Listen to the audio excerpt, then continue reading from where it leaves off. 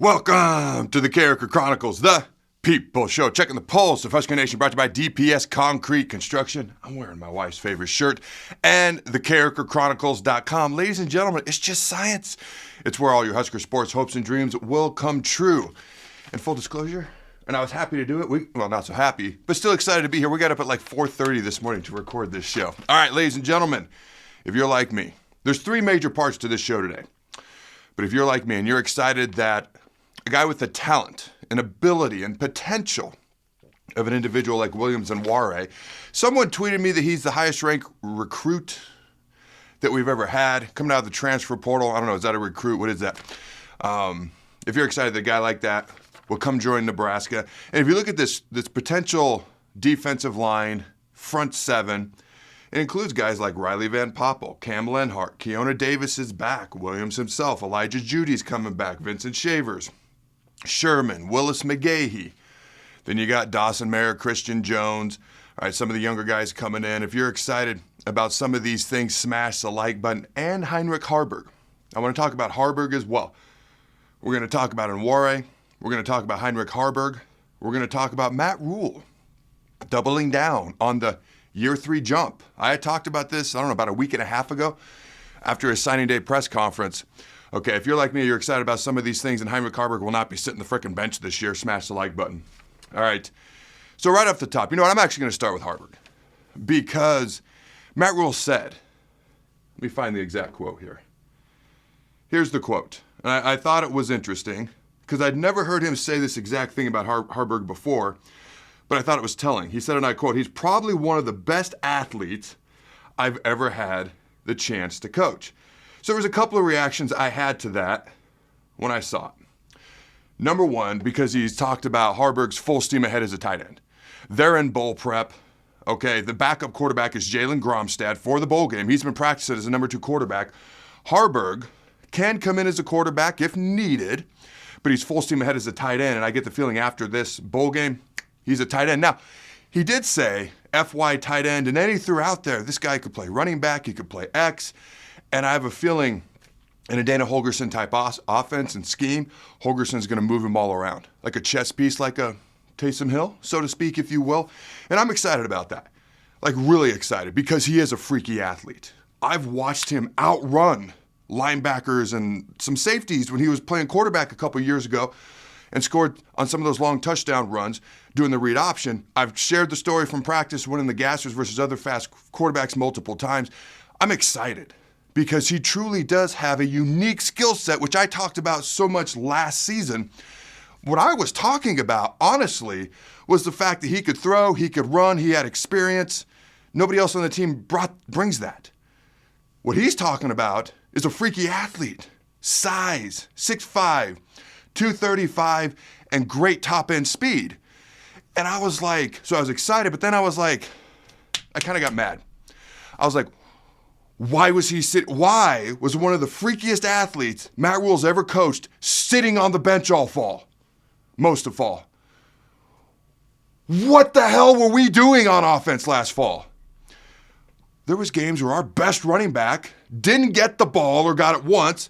One of the freakiest athletes he's ever coached was on the bench. So you can tell, I still have mixed emotions. All right, the past is the past. We're learning, we're moving forward. I did a show on the ticket. All right, literally yesterday, I call it Matt Rhule's learning curve. I do believe Matt Rhule will do anything he can to get this program going in the right direction. There's no ego, there's no nothing. He's going to leave no stone unturned. Will he solve, I don't want to say the Rubik's Cube, okay. By the way, those people who can do it in like 5 seconds without even looking, blows my mind. But will he figure these things out?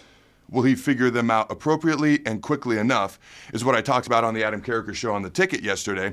Monday, Tuesday, Thursday, Friday, noon to 1 p.m. Central Time. You can check it out each and every week. But for me, he's learning. And if you watch his press conference yesterday, he's legit pumped, excited, and very confident. I feel like there's things he doesn't know. This is just my gathering from watching the press conference. There's things he knows that we don't know. All right, and guys like Williams and Nwaneri, what a smooth transition there. It's 4:40 in the morning, or 4:45, or whatever time it is.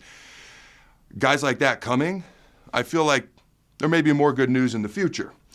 And last I heard, Dane Key is still choosing between Nebraska and Georgia. Last I heard, all right? It's been a couple days since I talked to somebody. But when it comes to Haarberg, one of the things I'm most excited to see this year is where they're going to put him, how they're going to use him. He should be the personal protector on punt because he can physically do the job, and a fake punt is always at the ready. Throw him back there on kick return in some way, shape, or form. All of a sudden, you got a reverse and a throwback, plus the guy can block. I'm curious to see how well he can block because those are skills he's got to develop. But Rhule said Haarberg can catch, he can block, he can move all over the place. Now, will he be a typical tight end, or is he going to be more of a chess piece? My gut says more of a chess piece, although Matt Rhule said full bore with the tight end. All right, Williams and Nwaneri. This is a dude who's uber talented, played 4 games last fall, so he can redshirt, has 4 years of eligibility. He was the number 7 ranked recruit in the entire country coming out of high school. Number 1 player of the state of Missouri, number 1 edge rusher, enters the transfer portal, comes to Nebraska a year ago. Nebraska almost landed him to begin with. So this is kind of one of those things, especially in life, there's no reason to burn bridges. It's funny because there are individuals early on in life, maybe you don't get along with the best as time goes along, no need to burn a bridge. You end up doing a ton of things with them. And that's happened to me a couple of times, all right? So with Nwaneri, it's one of those things where Matt Rhule's big on relationships anyways, no matter what. Okay. It was funny because he mentioned in his press conference yesterday, sometimes when guys leave here, they just need to leave. It's just not a great fit, and that's okay. Doesn't mean has to be bad blood. Sometimes just a better fit elsewhere. You talk about Nwaneri, who chose Missouri, but you keep a good relationship, all right? And when the time is right, you can pick up the phone, you can call him, and bam, now he's in Lincoln. So I mentioned some of these guys, and I'm not saying this is our starting defensive front or these are absolutely the guys for next year, but it's a great start. When you think about young, talented, I've talked about core guys. A lot of these guys would be on here, from Riley Van Poppel to Keona Davis, to Shavers to McGahee. I'd add Nwaneri now. All right, so it's an exciting start to a young, talented D-line that I'm sure they're not done with, and front 7 that I'm sure they're not done with. All right, let's see what we got next here. Oh yeah, the year 3 jump. Okay, before I talk about the year 3 jump, what I think that is, I want to know what you fine folks consider a year 3 jump, and will it happen? It's December. So why not talk about will it happen or not next September, October, November? Let's have some fun. But before we do that, I want to give a shout out to our sponsors, DPS Concrete Construction. They are your local concrete experts. Ladies and gentlemen, concrete work, retaining wall work in the state of Nebraska, especially in Omaha.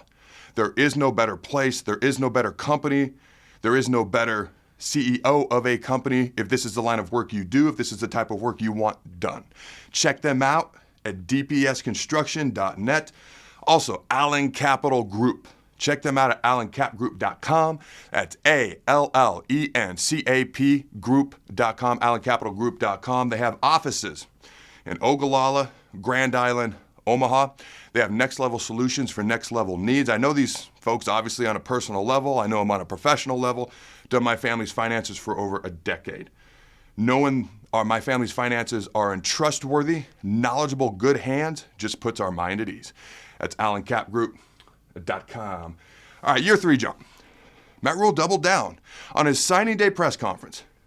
He talked about how we're right on pace, 5-7, actually ahead of pace at Baylor and Temple, 6-6. He goes, that's what I do year 2.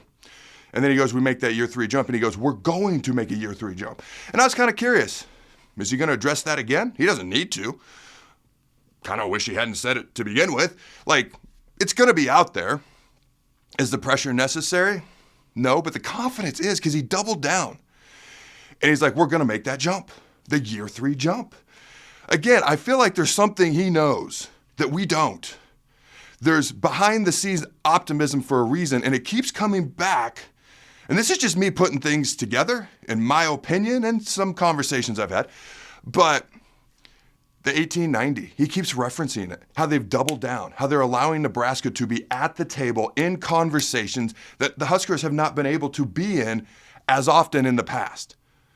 And so that's going to allow them to bring in guys like Williams and Nwaneri. guys who are talented out of the transfer portal, highly ranked high school kids. I mean, there's some talented kids in that high school class this year. And we brought them in before. It just feels like there's more early impact makers in this class. I'll put it that way. That's my opinion. That's my feel after watching them and after watching film, after getting to know this class a little bit more. And then this transfer portal class, like right now, there's been a lot of, the transfer portal felt like a one-way street. Everyone's going that way. It's going to start to come this way.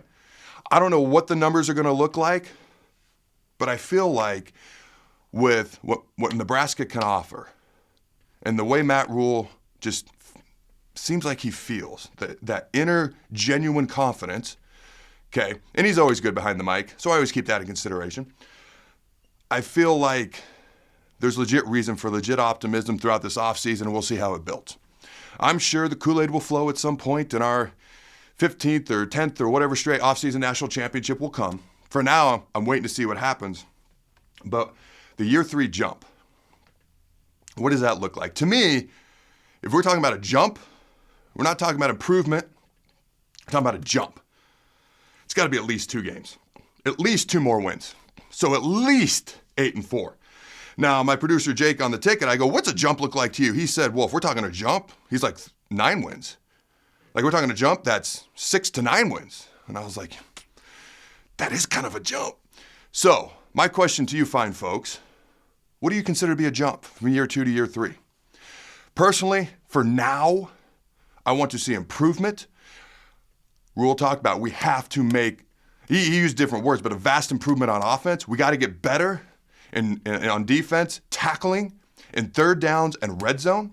And we got to have really good quarterback play, and we got to have vast improvement on offense. Again, my words, not his. I'm paraphrasing, but that's basically what he meant. What does a year 3 jump look like to you? I'd honestly be happy jumping up to 8 wins, but some people might hear that and think 9. Okay? Will it happen? Man, I have no freaking clue. But I'll tell you right now, I'd be happy with 8 wins. And I like Rhule's confidence. Let the offseason Kool-Aid flow. I want to see it on the field come the fall, though. All right, ladies and gentlemen, check out CarrikerChronicles.com. It's where all your Husker sports hopes and dreams will come true. What does a year 3 jump look like to you? Question number 2, will we have a year 3 jump?